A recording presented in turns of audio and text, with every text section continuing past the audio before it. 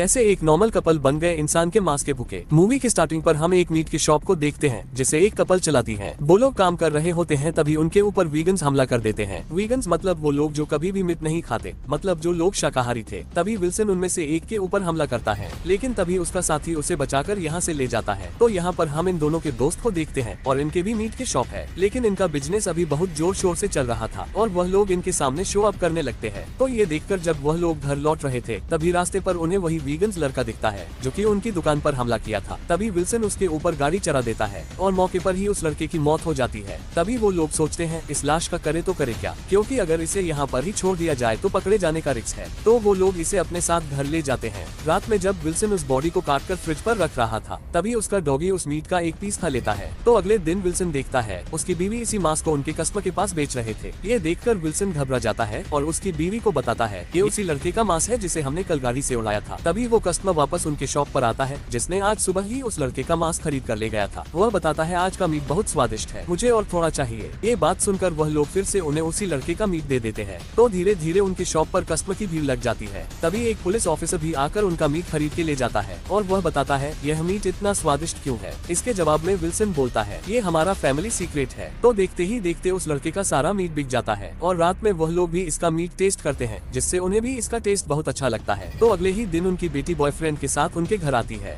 Wilson की बीवी उसे एक डिश सर्व करता है, लेकिन वो इसे खाता नहीं। तभी उन्हें पता चलता है कि ये भी एक वीगन्स है, यहाँ तक कि वह उनके लाए हुए केक को भी नहीं खाता। और उनकी बेटी अब इसके साथ रहते हुए एक वीगन्स हो गई थी। अब वो दोनों मिलकर इन्हें बहुत बातें सुनाती है, एक तरह से इनकी इंसल्ट करने लगते हैं और ये सुनकर उन्हें बहुत बुरा लगता है। तो अगले दिन वह लोग उनके नए शिकार के लिए एक रेस्टोरेंट पर जाते हैं। तभी उन्हें वहाँ पर एक गोलू मोलू वेटर दिखता है और वो भी एक वीगन्स था। तो उसकी बीवी उसे बहुत फोर्स करती है उस लड़के की शिकार करने के लिए। तो वो उसे मारने उसका हथियार लेकर जाता है, पर उसे वो मार नहीं पाता।